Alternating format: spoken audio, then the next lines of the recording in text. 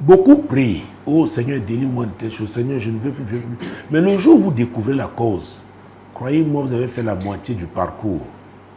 Vous avez la moitié de la solution déjà. Et c'est un exercice qui n'est pas facile. Parce que parfois, on est appelé à affronter ce qu'on ne veut pas voir, ou qu'on a refusé de voir, ou entendre, se rappeler, n'est-ce pas, de ce qui nous a blessés. Mais la guérison passe par là. La délivrance passe par là. Donc, il n'y a pas de place pour la fuite en avant. Alors, 2 Samuel, chapitre 21, mon Dieu, mon roi, verset 1. Du temps de David, il y eut une famine qui dura 3 ans.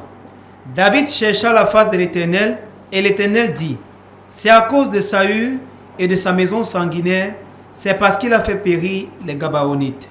Alors, Dieu nous dit que face à cette calamité nationale, le roi David, c'est lui qui avait fait de lui le roi. Ce n'est pas parce que vous êtes là où Dieu vous a appelé, parce que vous êtes dans votre couloir, que vous ne ferez pas face aux difficultés, aux problèmes. Et Dieu nous dit que la solution, c'est de chercher sa face. C'est-à-dire se tourner vers lui, véritablement, dans le jeûne, dans la prière, l'interroger, aller en profondeur. Matthieu 7, versets 7 et 8. Demandez et l'on vous donnera. Cherchez et vous trouverez. Frappez et l'on vous ouvrira. Car quiconque demande reçoit. Celui qui cherche trouve. Et l'on ouvre à celui qui frappe. C'est Jésus qui l'a dit. Il faut chercher.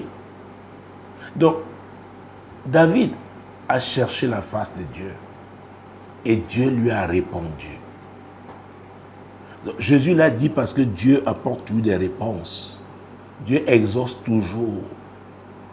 Mais si vous le faites, vous le cherchez sans être prêt, véritablement, à accepter ce qui va vous dire, j'ai peur, n'est-ce pas, que vous contourniez tout simplement. Parce que parfois, ça fait très mal de faire face à la réalité.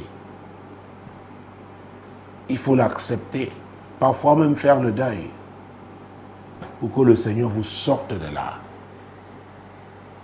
C'est très, très important. Donc, David a cherché la face éternelle.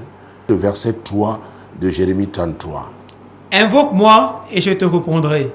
Je t'annoncerai des grandes choses, des choses cachées que tu ne connais pas.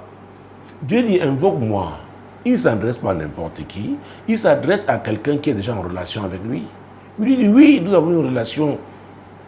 Mais maintenant, pour ce sujet qui te fait si mal, invoque-moi par rapport à ce. Sois précis. C'est très important.